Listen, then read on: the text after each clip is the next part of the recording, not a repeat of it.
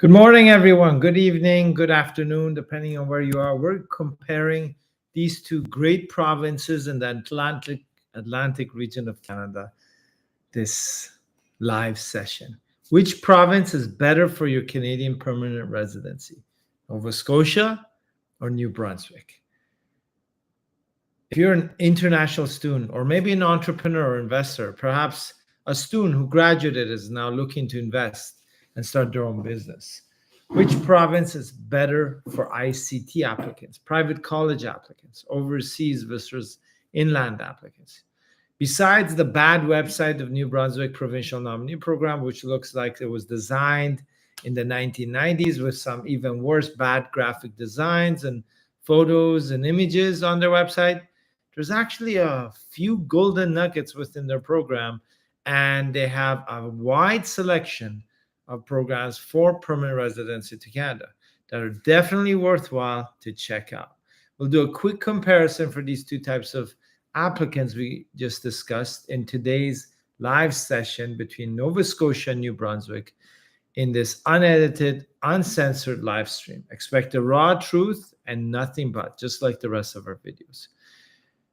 You'll probably know by now that Nova Scotia is one of my favorite provinces, but don't underestimate New Brunswick in this head-to-head battle on which one can offer you a better path to permanent residency in Canada.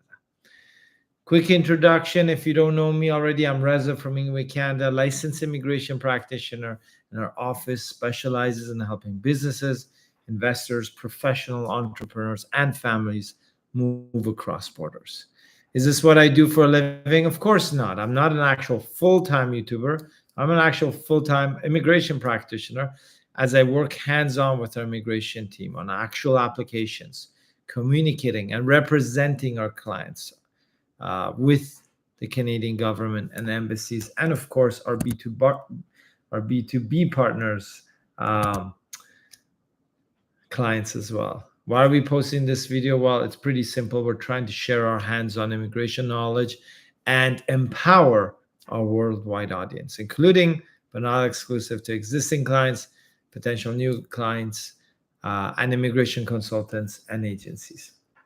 If you're thinking about immigrating, remember, we're here to help. Get a free email assessment with us by filling out the form down below.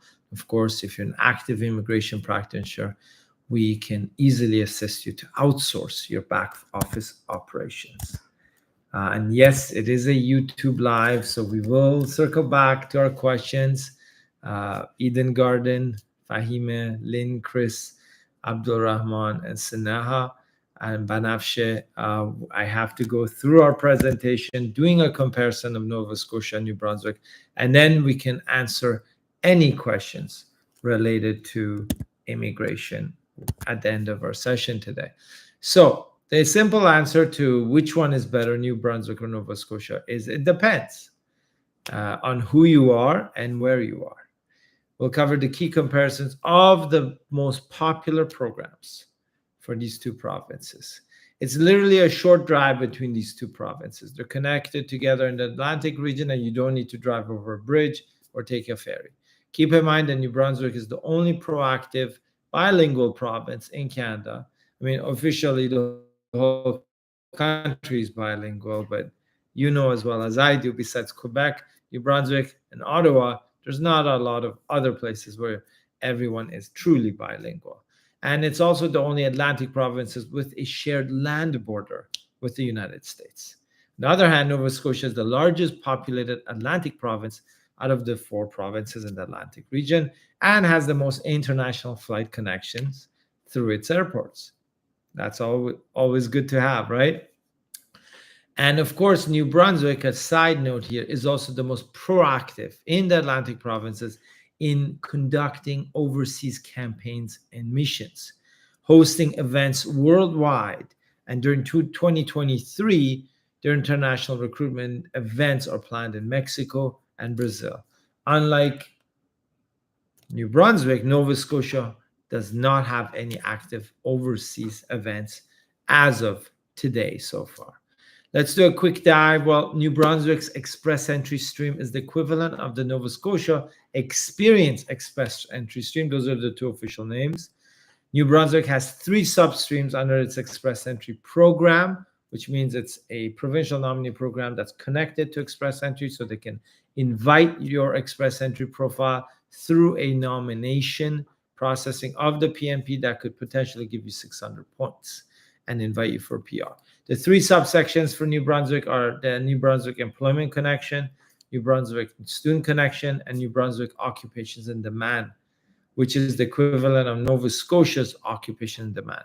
Well, the stream in New Brunswick for the New Brunswick Express Entry Occupations and Demand substream is based on the Provincial Labour Market Demand Report and applicants currently residing in the province. Nova Scotia has a list of these occupations on their website, and you could be either inside or outside of the province or even the country, and you could still be eligible. The province of New Brunswick does not post these occupations on their website, and it's based on quarterly and yearly labor market reports from the labor ministry in the province, and you have to email them, and if they believe you're eligible in the right occupations, they could nominate you as long as you're residing in the province.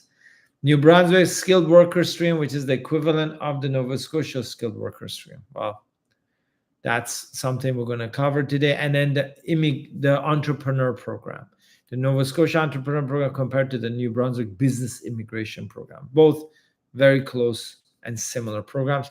And then, of course, New Brunswick has a private career college graduate program, which is unique to the province only, and Nova Scotia does not have an equivalent program.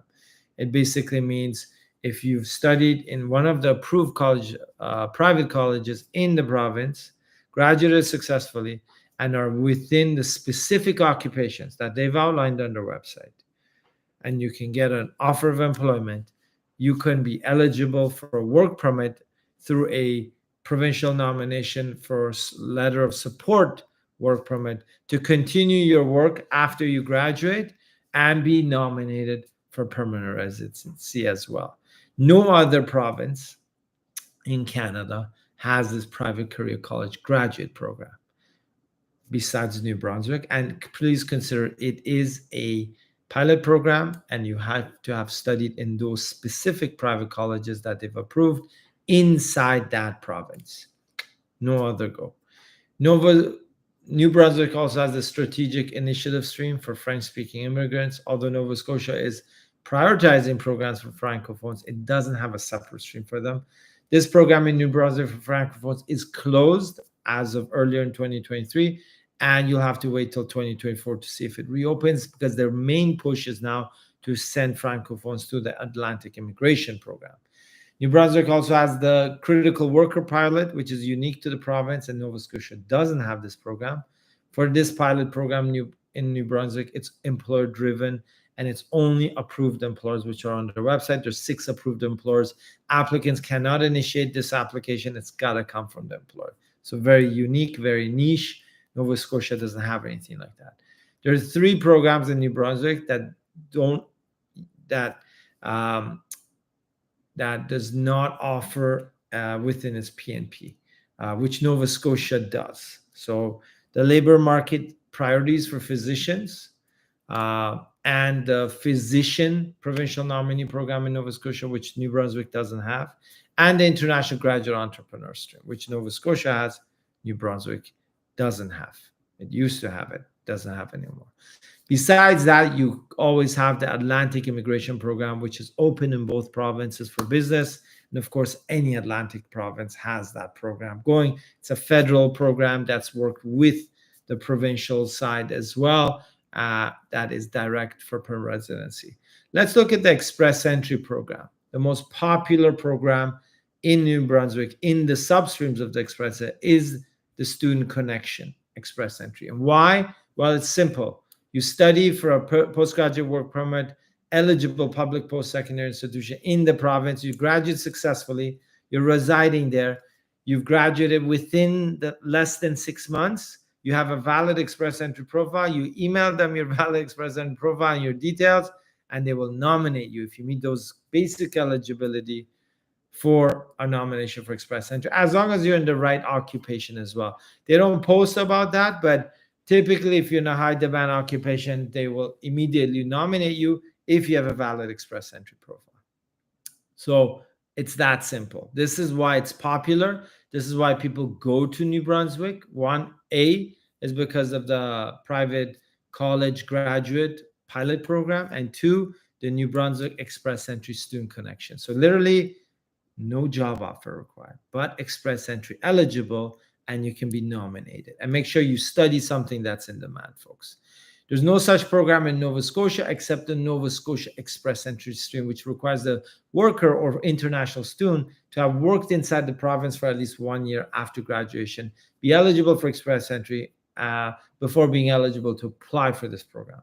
However, Nova Scotia has introduced this new program as well called the International Graduate in Demand, which outlines 2 specific occupations which are allowed to apply for direct PR if they've graduated from 2 specific programs, at least completed 50% of the studies in the province, have a job offer, required licensing for those occupations, such as early childhood educators and their assistants, nurse aid, orderlies, and patient service associates, or anything within those NOC codes.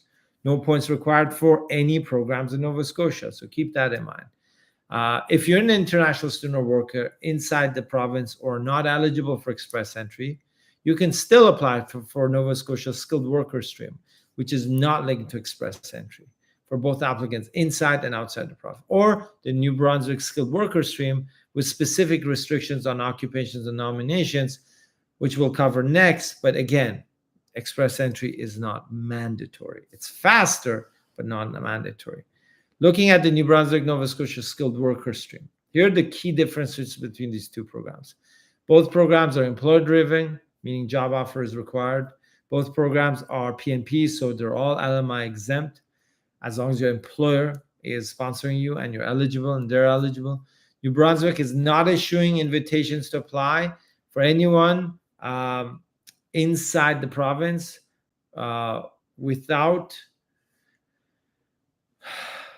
New Brunswick is not issuing invitations to apply for specific occupations, okay? So if you're inside the province and you're only if you're in a tier level occupation 5, will you be invited? So if you're inside the province, have resided for minimum 6 months, have a qualifying job offer, and you're in a tier level, low skill level, tier 5, that's how an invitation to apply under this specific program can be done. Even if you're in the province, New Brunswick does not issue invitations or allow you to apply under the PNP for these professions. So if you're in a food service supervisor, food counter attendants, so this is not what's happening. Yeah, so a clarification here. Sorry, folks, a bit distracted today. New Brunswick is not issuing invitations to apply unless you're already in the province and or you're outside the province and you're in tier level 5. So if you're inside the province, occupation tier level 0, 1, 2, 3 would work if you're residing in the province already, right? But if you're outside, they're only looking at tier 5. And if you're inside, they're not even looking at food service supervisors or food counter attendants, okay? Even if you're in tier code 5, because food counter attendants, kitchen helpers are in that NOC code. New Brunswick's out-of-province invitations are only issued for occupations in tier level 5, lower, except for food counter attendants. Nova Scotia, there's no limit. You can sponsor from outside, you can sponsor from inside. Only low skill level tier 4 and 5 occupations should be working for the employer already for a minimum of 6 months on payroll before they can be nominated for PR through the Nova Scotia program. But other than that, it does not have occupation restrictions in the skilled worker stream for nominating from outside or inside Canada, which is great. And here's the main difference between these 2 programs for Nova Scotia and New Brunswick. There's no points in Nova Scotia, but New Brunswick has points, 60 out of 100 minimum to be eligible. New Brunswick has lower language requirements, CLB 4. Nova Scotia is 5, and a lower skill level 4 for tier 4 and 5. New Brunswick has a max age limit of 55. Nova Scotia doesn't. Work experience and education are the same, for both provinces, except the main difference is that international students who have graduated from a postgraduate work permit eligible program inside New Brunswick are actually exempt from work experience under this specific stream. Key priority sectors are also listed in New Brunswick. You can get bonus points, and you do need to have proof when the employer sponsors you of how the employer actually got connected to you. How did they vet you? Did they use a recruitment agency? Did they have an HR team vet you? So the requirements are stricter in New Brunswick than they are in Nova Scotia. We'll put in the contact info of these provinces on our website in this blog, so you can also check it out. International graduate stream. So between these two provinces, only Nova Scotia has the international graduate entrepreneur stream, which means if you've graduated from a post-secondary institution with a postgraduate work permit in that province, you can start a business, give yourself a PR through their program. New Brunswick used to have a program like that. They don't anymore. We'll do a deep dive video on that later. And New Brunswick Entrepreneur Program, the New Brunswick Business Immigration Program versus the Nova Scotia PNP Entrepreneur Stream, right? These are the main differences. You got to keep in mind that Nova Scotia is much more relaxed than New Brunswick. New Brunswick is quite picky on business type, industries, what your profile is. And it's not just all about points. If you have maximum points, but they don't like your business concept or something not right about your profile, they will not invite you. Okay, so prioritized industries in New Brunswick are manufacturing, IT, cybersecurity, value-added wood, agriculture, aquaculture, tourism, digital health, food and beverage, call centers, energy and innovation, and aerospace and defense. Nova Scotia does not have a listed in-demand or industry-specific priorities for this program. Minimum investment, $150,000 for both. In Nova Scotia, if you're doing Halifax, this investment will be higher. Business eligibility is minimum 33% equity shares in the business you're buying or starting. Eligibility of expenses. New Brunswick has very strict criteria on what counts as eligible investments, and it doesn't count for your rent or salaries or leasing costs are not considered an investment. There's specific breakdowns that they have. Tourism and agricultural businesses also have specific requirements on operational period in New Brunswick. And there's specific non-eligible businesses in New Brunswick, including long-term care facilities or retirement homes that are not eligible in New Brunswick. Nova Scotia, much more relaxed, doesn't have all these restrictions on investments, expensive, and businesses. Acquiring a business in either province under the Entrepreneur Business Program is similar. New Brunswick, though, requires 3 years having the same owner before the purchase, profitable 2 out of the last 3 years before you buy it, valuation required, capped at goodwill at 10%. Nova Scotia doesn't have the same strict criteria. So it does not have to be a profitable business for you to buy it. But in terms of the ownership experience of the previous owner, they should have owned it for several years before you can buy it. Job creation is the same, at least one. $500,000 net worth for New Brunswick, $600,000 for Nova Scotia. New Brunswick, you can include your spouse and partner, same with Nova Scotia. There's a couple firms that can do the net worth audit that are designated. Both of them have MNP, but New Brunswick also has Grant Thornton and MDD Forensic Accountants. Nova Scotia also has KPMG on their website for the net worth audit. Exploratory visits are not mandatory, but New Brunswick is picky. If you've never been to the province and have no ties or connections and never done a visit, good luck. You're not going to get invited. But if you do a business exploratory trip and you want to gain bonus points, you've got to do 5 business days. That's what they want. Detailed records and proof. Where did you stay? How long did you stay? Nova Scotia, much more relaxed. Maximum age 59 in New Brunswick for New Entrepreneur Program. Nova Scotia, no age limit, but they do have points and they allocate points for you for younger age. Minimum criteria for language is CLB 5 for Nova Scotia and New Brunswick. You don't need to apply at the time of application or expression of interest, only at the time before nomination for your PR. Education, high school diploma, similar. Work experience, 3 out of 5 years. Management or business ownership. Nova Scotia wants 3 out of 3 years minimum business ownership or 5 years senior management experience. New Brunswick has points allocated for business plan. Nova Scotia doesn't. Residency requirements are similar. You always need to stay 75 to 80% of the time in the province. And then the final nomination requirements are New Brunswick will actually visit your site. Nova Scotia hasn't worded it that way. If you're in a restaurant or hospitality and you're in the Halifax region, don't be surprised if one of their staff from the office in the PNP, has a lunch or coffee at your place. But New Brunswick will do an on-site visit and audit you. All of them do require specific reporting and the final report to be sent to them before nomination can be processed. And again, this was a high-level overview of the most popular programs for comparisons between Nova Scotia and New Brunswick. And if you're interested in those, let us know. We're going to jump into the questions and answers.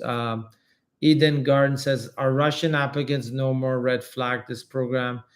Eden, basically for Nova Scotia and New Brunswick, if you can hire, like an employer can hire Russian, there's no restrictions on specific nationalities. There may be sensitivity in certain provinces, but actually no province can say we're going to ban this nationality. That's actually not, that's against the rules here in Canada. So for provincial programs or even federal, they may refuse them in an embassy for study permit or visitor visa, but if you're doing a PR-based provincial nomination, they cannot limit nationalities. It is actually against the law here in Canada. And even if there is some bias, they cannot actually disclose that. Fahime Rafi, hi Reza. Hey Fahime, nice to have you join us. Lynn Chris, hello Reza. May I ask a question about start a visa program? Lynn Chris, yes, of course you can. Abdul Rahman, hi Reza. Abdul Rahman, how are you? Sneha. Banafshe Behzadi, hi Reza Jan. Hey Banafshe, how are you? Nice to see you online. Salahuddin Rudwan. Applied for a startup visa program, providing PR depends on what? Salahuddin, that's a whole nother hour video on what the PR depends on. It depends on eligibility and having true and genuine intentions and business progress. Watch our other videos and you'll see what is required. Link Chris, about startup visa program. As for the proof of available funds for investments, do you think it's a good idea for us to transfer the funds to the new company in Canada? Yes, that is probably the best proof, but have proof of which co-founders have sent the money to the Canadian bank account in Canada for that company. So you can say, hey, I committed 50,000 or 100,000, and it's there. It's in the company, right? So that's the best because they will require it for anyone, for all the co-founders. So if you're doing a work permit, they want it then. If you're doing a PR, at that point, they want minimum settlement funds, and you have investment funds separately. For work permit, that's really important. For PR, the investment funds as a group is important. Individually, they will look at the profiles, and the whole story has to make sense. So good question, Lynn. Thanks for asking. Sneha, hi, Reza. Can you please explain more on skilled worker program in Nova Scotia about processing times and details, please? Sneha, the nomination processing from the province of Nova Scotia is about 4.5 months. There's no points. You submit with your actual documentation and job offer and all your eligibility criteria. They will process it and issue you your nomination about 4.5, 5 months. Sometimes sooner, sometimes later. There's no invitation to apply. It is all employer driven, so you need an eligible employer to give you a job offer. And if you do the skilled worker stream, there's no restrictions on knock codes, occupations, unless in your low skill level, like tier level occupations 4 and 5, which case you have to be inside the province working for that specific employer minimum 6 months before they can nominate you for PR. It's pretty simple. It's a PR plus work permit program. It means you apply for your PR and then you can apply for optional work permit to come and work for your employer in Nova Scotia if you're outside. If you're inside and your work permit is expiring, if they nominate you after the 4.5 months and your work permit is expiring, you could do a bridging work permit through that letter of support as well. Fatoyinbu, John Fato. Hello, Reza. Good to see you again. Hey, Fatoyinbu. Yeah, it's been a while, I think, since you joined. Abdul Rahman Salat, I'm from India. Work permit visa application already filed. Also biometrics done. Will my visa application be processed by RCC in average processing time considering recent situation of both countries? Work permit visa already filed. Also will my visa be able to both countries? Yeah, I mean, most situations, yes. I mean, it'll be processed within 80% of that processing time. So 80% of all applications are processed on time. Some of them are not. So Safa Salah Harrison, nice to see you. Hey Safa, good to see you. Abdul Rahman Salad.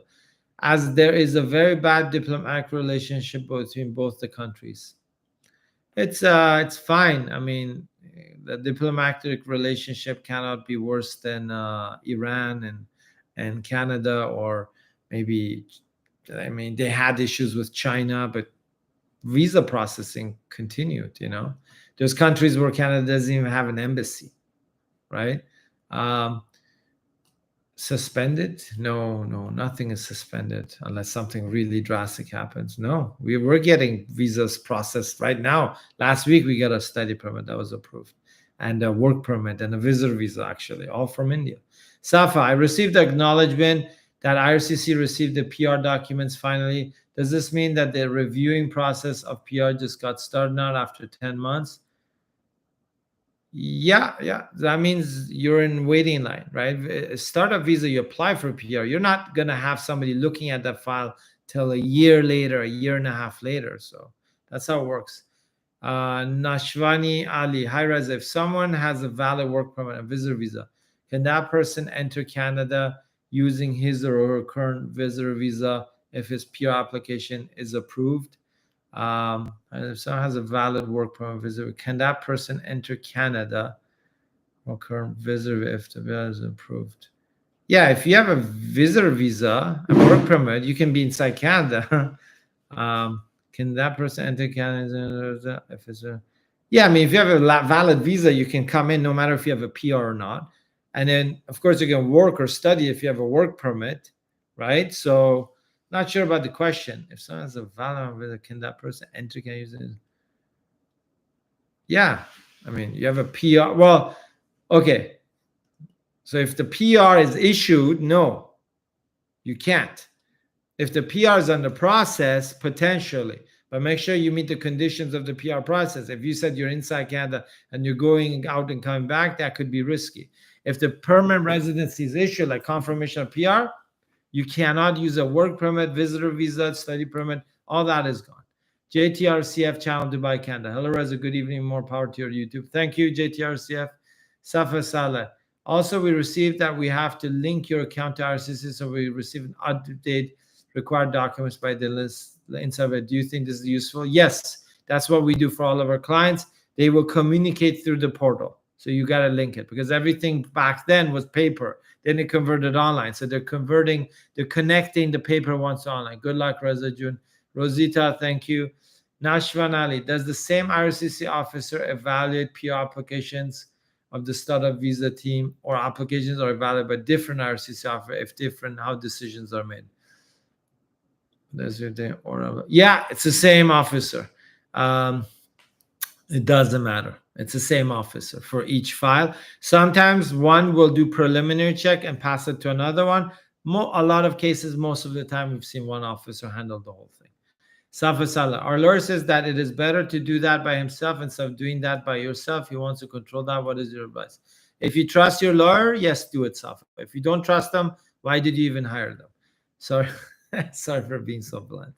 Nashwan Ali, if someone with a work permit under startup visa and PR application, if that person is refused, can his dependents continue living in Canada until the expiry of the current work permit or study permit?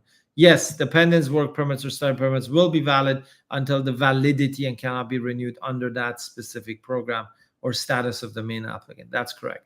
Fato Yimbu, John Fato. Startup visa with open work permit.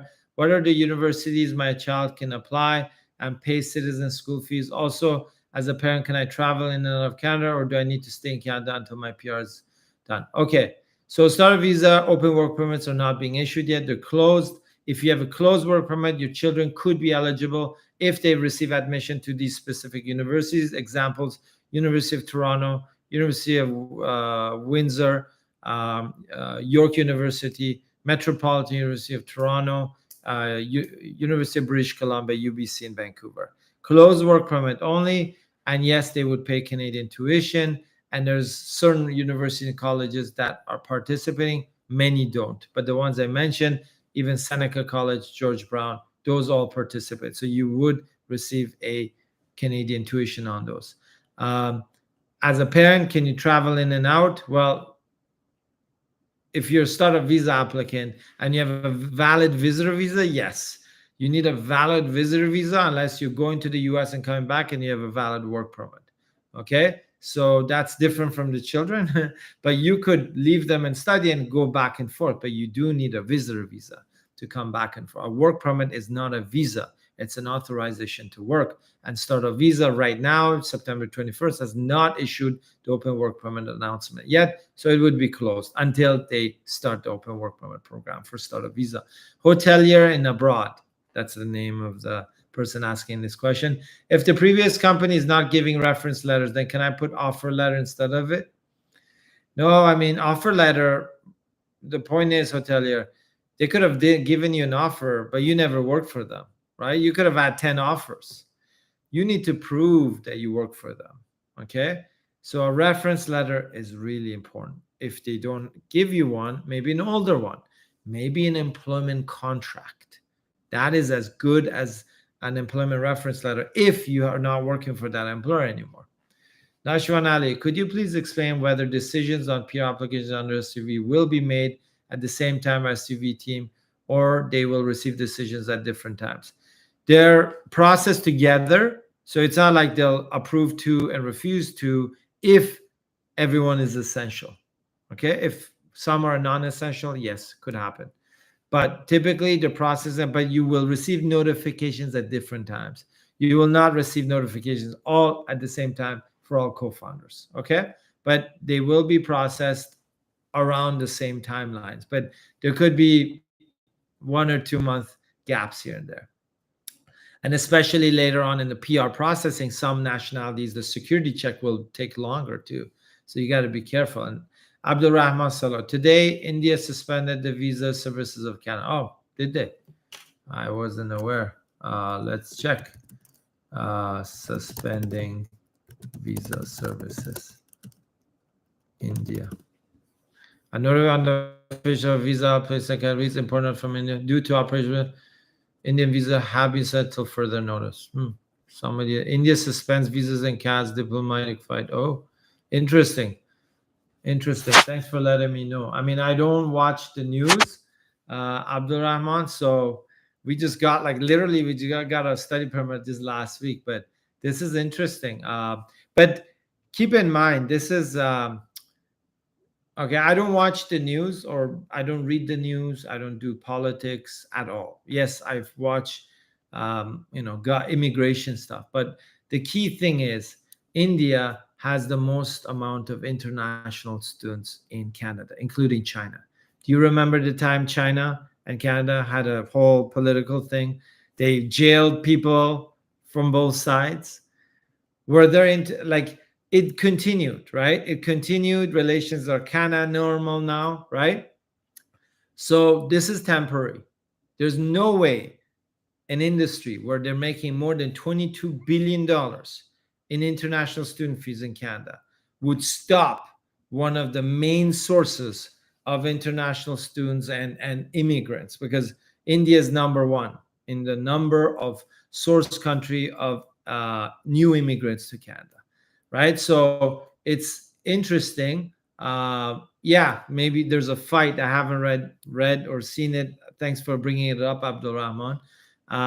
But this is temporary. It's not like, oh, they're never going to talk again. There's not going to be any diplomatic. There's going to be negotiations, and they'll reopen up. This is, obviously temporary political fighting. It doesn't mean India is a major source of immigration for Canada, for international students, international workers, right?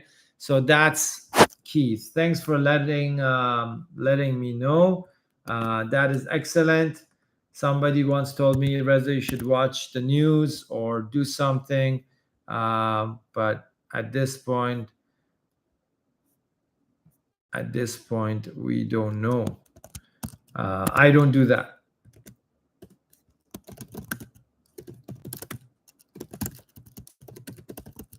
Canadian.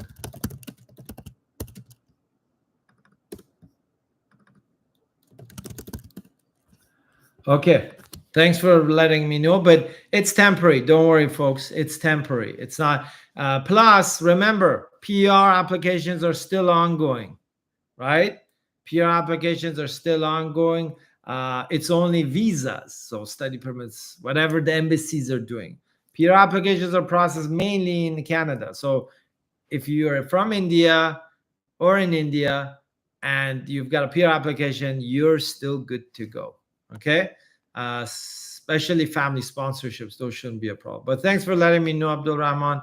Always good to have people like you checking the news. And the trades between both countries are paused. Yeah, that's fine. I mean, it's gonna be. We had the same issue with China. We had a thing with US even, like our big brother. At the end of the day, it'll be sorted out. It might take longer, might take shorter, but it all comes down to this: power and money. You know how politics works. So thanks for letting us know, Abdul Rahman. Kunal, hi Reza. Kunal here. I have used a valid US B1, B2 visa. Does this impact my work permit application in any way? I'm not sure, Kunal, because I'm not too well versed with B1, B2s. It depends. If you have a work permit application, if it's open, well, you're free to do anything. In Canada, US has very specific restrictions on their own applicants, on their own people, if they're working on a closed work permit, right? Technically, you can't be working in both places. So please refer to your US immigration site. Canada is more flexible. If you have a closed work permit in Canada, you have to be working full time for your Canadian employer. Abdul Rahman Salat, and the trades between both countries are paused. Yeah, so that's bad news, Abdul Rahman. First thing today, bad news coming in. Mir Anwar, to transfer the funds to a company account for start a visa process, does the money have to be transferred from the individual account from overseas to company, or from company account to company account? It can be individual, as long as you show proof to the bank in Canada. They may ask you, where the money came from, and you're a founder, you're a shareholder. Here's my documents, your proof of payment. So it can come from individual. For money transfer, if one of the founders is already in Canada, can he transfer the funds to the company account on behalf of other co-founders?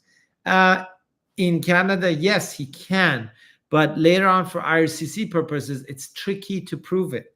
You have to prove the whole thing. Oh, I paid Mrs. X 50,000 into her account, and Mrs. X moved the money to that account. So it's possible. You just have to explain it in detail. Not for the Bank in Canada, later for IRCC, because the Bank in Canada doesn't care if it's coming from inside Canada. They're more relaxed. Mir Anwar, is it a good idea that while filing the startup visa, if some also filing the LMI based immigration, as she is the job offer too? No, I don't get it. Is it a good idea that while filing the startup visa, if some also filing the LMI based immigration? Yeah, I mean, you don't need an LMIA for startup visa work permit. And if you're going to work for another company under separate LMIA work permit, and at the same time applying under startup visa, if you're the main applicant, that's a huge problem. If you're the spouse and you're getting an LMIA work permit, yes, that's possible. Should not be the main applicant startup visa. Fatu Yimbu John Fatu, if I apply for closed work permit now, which is 1 year, and it is approved, will I benefit from the new features of the upcoming open work permit, which is 3 years? If I say it's open for business, we're going to issue open work permits for startup visa applicants, all of them, essential and non-essential. You're still going to get the closed work permit. Okay. Lynn Chris, for startup visa processing, is it necessary to transfer the money to start up business in Canada? The company set up in business account is also ready. It's not mandatory. I mean, Lynn Chris, in startup visa, when you read the guides and instructions, a lot of things are not mandatory, but the officers are becoming stricter and more they're doing more scrutiny on applicants, right? So if you do that, it really helps a lot. with your work permit, and later on maybe with the IRCC, right? Especially with the work permit on a startup visa. If you do that, will help a lot. Later on with IRCC PR, you can also prove that hey, we all invested that. I've actually done that for one of my startups. But then you have to also expense it, invest it, not all of it, but having the money in the company is way better than saying, oh, we have the money to invest, but we haven't yet. It's a year and 2 years gone, right? Startup visa, because of the long processing times. The fact that the IRCC will only look at it later on, not at the beginning, these are all factors to consider. But again, answer to your question, it's not mandatory, but it's helpful. And remember, if you have a bank account in Canada, you could have one signatory of the co-founder, between the co-founders. So if you have got 3 other co-founders and you're in Canada, you opened it up, you put your money in there, you could be the single authority until other co-founders pay money, and then they arrive, and then you can put them as signatories as well. That's one way of protecting yourself between co-founders. Hotelier and abroad. What is the processing time of an LMIA work permit application after it's done by a medical from Dubai?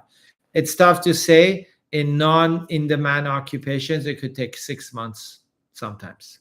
Could take 4 or 5 months as well. But the UAE and Abu Dhabi, it could take much longer if they're not prioritized. Rinkal Patel. Hello, Reza. I applied for a startup visa. Got my temporary file number in September 2021, but I haven't got my reply till this. So what I have to do? You don't do anything. You will receive a permanent file number this year. I already have clients who are in November and December. They've received permanent file numbers, okay, of 2021. So this year you gotta receive it. Keep your consultant or lawyer on guard. Tell them to be careful. AP Kamech, hey. Hey, AP Kamech, nice to see you. What's your thoughts on all this geopolitical drama? Well, you joined us late. Abdul Rahman actually told me about all this geopolitics, because I don't watch the news. I don't have headlines. I don't read the news. It may seem very odd to you, but I don't, because I feel it's a lot of distraction. Besides the impacts they have on immigration, I only watch government immigration websites. But this is a geopolitical thing. Abdul Rahman just kind of woke me up in this live about this. I wasn't aware. But as I said before, it's temporary. India is the #1 source of new immigrants and international students to Canada. How long can they go on for this? Will it be a month? Will it be 2 weeks? Will it be 3 months? The question is when. The question is not if. We've had fights in Canada with China, US, and so forth. And they've all kind of been sorted out because it's all about power and money. Remember that. That's politics. Kunal, hi Reza. Sorry, I forgot to mention. Will my Canadian work permit application process easier or impact since I have an unused USB one? Okay, yeah. I mean, if you have US visas, Kunal, yes, you're always prioritized. You require even less documentation as proof when you're doing like a visitor visa, work permit, or study permit. US visas are huge. Holding a valid US visa is massively supportive for any type of Canadian temporary resident visa. If you're doing a PR application, then it doesn't matter. Link Chris, hello. Transfer from my company account in original country to Canada or my personal.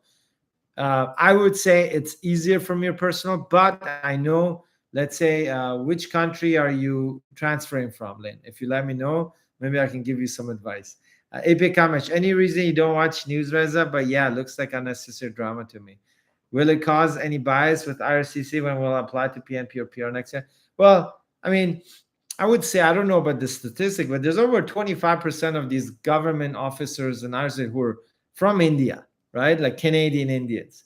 We have the most amount of applicants from India, most amount of newcomers from India, right? There's no bias. It's all politics right now. So there's no bias in the embassy or whatnot, or the IRCC. It's about politics. Unnecessary, I agree. Will it cause delays? Yes. Will it cause bias? No. So yeah, and why I don't watch the news, it's very distracting. You know, when you watch the news, what does the news tell you? this person killed this person, there was a missile that went that way, there was a stabbing here, this politician stole money, this politician is giving a speech, there's war, it's about to go into World War III, right? There's a murder, there's a kidnapping, there was a terrorist explosion. That's pretty much the news, right? Or there was a stock market crash. This is all distraction. And then the funny thing is, a week later, everyone forgets what happened yesterday, a week ago, a month ago. Do you know what the headlines were 4.5 months ago? I don't know. Most people wouldn't, because every day it just resets your brain with new information, right? Which is irrelevant to your existence. Yes, some significant things happen. You got to know. But 80% of news is just to keep you attracted to watching the news so they can sell their whatever, sponsorships, advertisements. News are distractions, okay? News is like a YouTube channel. That's all it is, okay? But yes, there's some key things, but within those key events that you need. So anyways, I've gone off topic. Nikki Petta, but due to this controversial situation in the appeal applications, worried. No. They will not stop processing PR applications because there's a political issue. Did they stop processing American PRs or PRs for Chinese citizens because of a political issue? No. The embassies, yes, they're involved. That's political. Temporary resident visas, yes. In India, it's affecting them now, right? AP comments, stay away from propaganda. Yeah, that's right. Abdul Rahman, thank you for letting us know, Abdul Rahman. I mean, most of you knew. I didn't know. It was the press, right? Your interests. Yeah, I mean, immigration, policy website, immigration stuff, everything immigration, and a little bit on the investment side, real estate. That's the two core things that we like. So that's what we do. So Link Chris, I'm waiting for your response. Which country are you sending the money from? Let me see if you referred to that before. No. Yeah, because then I'll tell you which one is easier. Or personal. If you do from personal, it's okay. If you're from an agent where they restrict personal outbound funds, then maybe you can do it from the company and provide proof that you own the company, you're a shareholder of that company, and it's easier to use the company to move funds to your Canadian. But individually would be cleaner, easier to explain. If you can't, then just switch to company. PR application has been acknowledged, and the RCC gives the application number. Yeah, so if you have the permanent application number, within 1 to 3, 4 months, they will start asking you updated information, forms, documentations, right? Everything, your personal dependents and the business progress. And then after that, it may take 6 to 8, maybe more.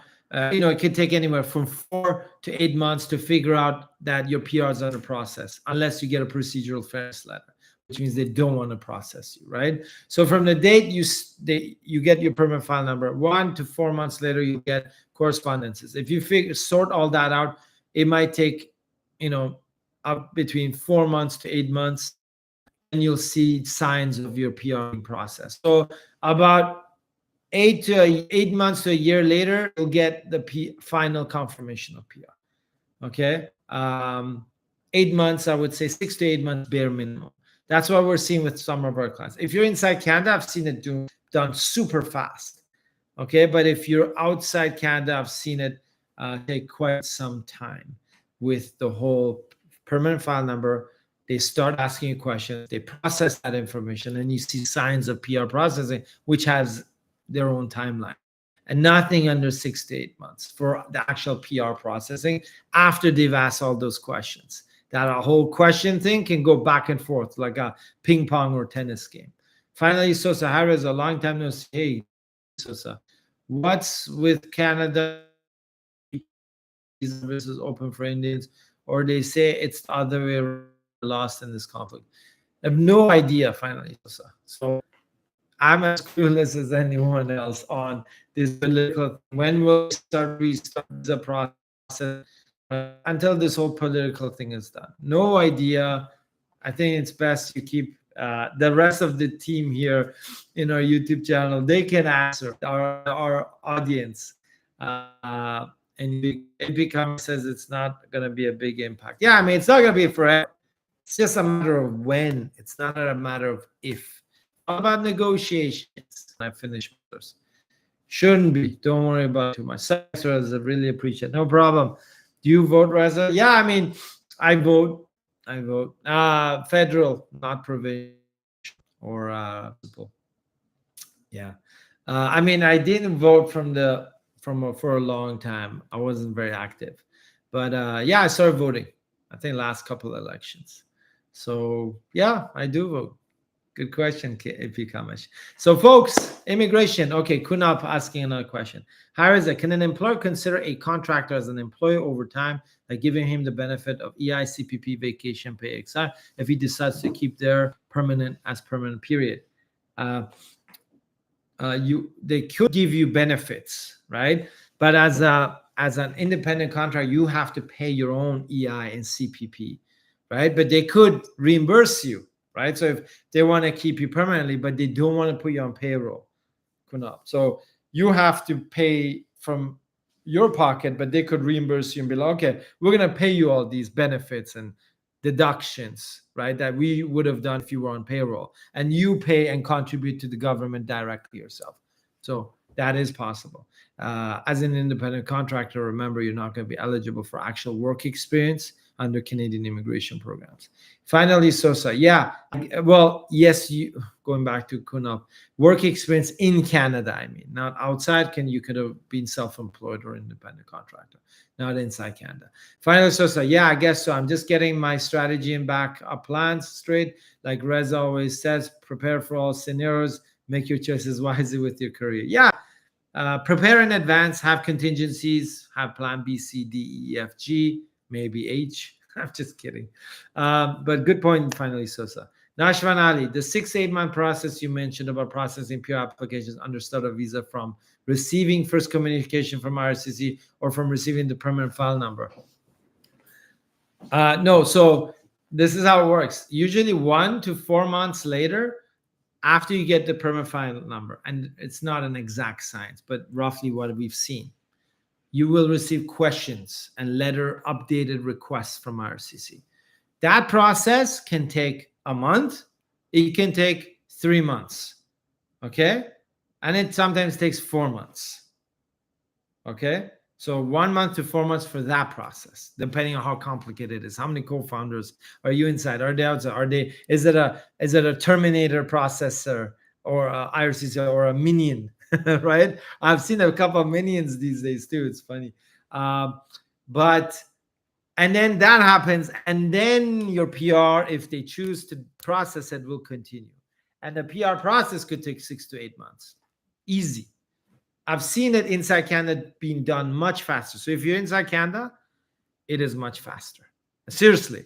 There was one group that they thought they were inside Canada, and they start processing their PRs super fast, which was kind of interesting. But then I've seen it done in 1 or 2 days. Seriously. From the time that you get not like a couple of weeks and then 1 or 2 days COPR. It was crazy. But this was inside one founder only. But from outside, it takes longer. So 6 to 8 months from the time the officer's happy with your responses, your updates, your progress reports, and all that. And by the way, folks, we're releasing a video probably by tomorrow about business progress reports. Yeah. Nashwan. So 1 to 4 months after receiving the first inquiries, questions from RCC. So you get the permanent file numbers, Nashwan Ali. About a month to 4 months later, you'll receive requests from IRCC. That process takes 1 month to 4 months as well, depending. The complicated stuff takes 4 months. If they don't like it, they ask you more questions. If within a month you get that sorted out, then about a 6 to 8 month process, your PR will be processed. You're not going to get a confirmation of PR that quick, though. That's just to get to that certain stages of the PR. It's a long process, folks. So let's say from the time, let's summarize. From the time you get a permanent file number, you're looking at a year to get an actual confirmation of PR. Okay? If you're inside Canada, this is much faster. This is significantly faster. If you're outside, minimum a year. From the day you get a permanent filer, minimum a year for a PR, maybe a year and a half. Okay? And that's how they sort of do things. So let's look at the questions here. Epikamish. Another question is, do you think people applying for a work visa inside Canada visitor till February? Can't read it. Hold on. Another question: do you think people applying for a work visa inside Canada visitor till February will get extended? As visitor, yeah. Sorry, there's on my screen. There's this the emojis. It's blocking that last word in your second line. People applying for work visa inside Canada as visitors till February will get extended. Yeah, potentially, but we don't know. It's tough to say early. I would say they've renewed it, obviously, and they may continue because they believe there's a labor crunch and they need to help more temporary resident visas, international students, people with visitor visas, and they will. You know why? Because they have this stupid program, and I do apologize if I call it stupid, called the Digital Nomad Visa, which is just a tourist visa. You can watch our video. It's on YouTube. And I basically blast the diocese of how lazy they are, that they didn't even create a proper program or train their officers on a digital nomad visa. The point of that visa is to come in, right? And then other employers in Canada find and hire you so you can convert through a work permit. So if they have that program there, then it means this temporary public policy to convert visitor visas to work permits, if they have a valid and eligible job offer, would probably continue. So likelihood over 75%. So I hope that logic made sense to you. There is a labor crunch law, but the recruiting is unnecessary complex to get in. Oh yeah, Epikamish, Canada has double standards. There's all this thing, oh yeah, we have a labor crunch, and then people sometimes lose jobs. They're not hiring from overseas. It's very difficult. It's all fluff, to be honest with you. I don't take anything seriously what this government says. Anyways, let's forget the politics. Making people unable to work where they can work best. Yes, there's a lot of barriers in Canada, right? And I'm sure you figured that out, or anyone inside Canada has figured that out. It's just very conservative, very, very English system, UK system, because lack of Canadian experience as a reason. Yeah, no, they're scared. They don't want to hire people. Our team, I have people working for me from outside Canada. We have 99.99% of our team are first generation immigrants. A lot of our team members didn't even have work experience in Canada that started working with us. Some of them did, right? So it's not all Canadians. It's the employers who are not first generation immigrants themselves. And they're very hesitant to hire somebody from abroad or somebody who doesn't have the experience here, right? So yeah, there you go, folks. There you go. Okay, folks, thanks. We're past the hour. I apologize. Today's presentation was horrible. I have to admit that. I'm sorry. I'm not at my best every day. Thanks, AP Kamash. Thanks, Nishwan Ali. Finally, so good to see you, Kunal. Thanks for joining us, Safa Saleh. Hopefully, praying for you. You got to invite us for a nice Middle Eastern dinner if you get your PR and you're in Toronto. Okay, not that I did anything for you, but still would be good. Lynn, Chris, you kind of disappeared on us, but hopefully I've given you some guidance. Hotelier and abroad, thanks for joining. Rinkal Patel and Fatonyumbu, good to see you. Mir Anwar, be careful, as I said, about who is the main applicant, who isn't. Abdul Rahman, thank you for letting me know about the Indian-Canadian political issue. It's interesting. We've got so many Indians here in Canada, even politicians, and I'm hopeful everyone will be logical and come to an amicable solution. Nashwan Ali and Rosita, JTR CF Channel Dubai, thanks for joining, and of course everyone who's joined us today, Banafsha Behzadi, Sneha, and Fahime Rafi, Eden Garden. Thanks, folks. And Nikki Patel. Yeah, Nikki, don't worry. My God, don't worry so much. We've seen this before. US and Canada, China, Canada, Iran and Canada. Yes, I'm originally Iranian. We don't even have an embassy there, right? But they're processing. There's a $22 billion international student tuition industry in Canada. Majority is coming from India. Would they just stop it for a year? You know what that would happen? Huge employment. We'd go through a recession, like educational institution recession. Don't worry, folks. My prediction is, without reading the articles, without knowing, having a slightest clue of what's really happening, my prediction is within maximum 6 to 8 weeks, maximum, this will be sorted out. Maybe even shorter, right? Thanks, folks. See you next Thursday, 11 a.m. live. And I promise it'll be better show than this today. And hopefully no geopolitical stuff going on, okay? Thanks, folks. Thanks, Nikki, AP Kamesh, everyone. Take care. Have a good one. Bye-bye now.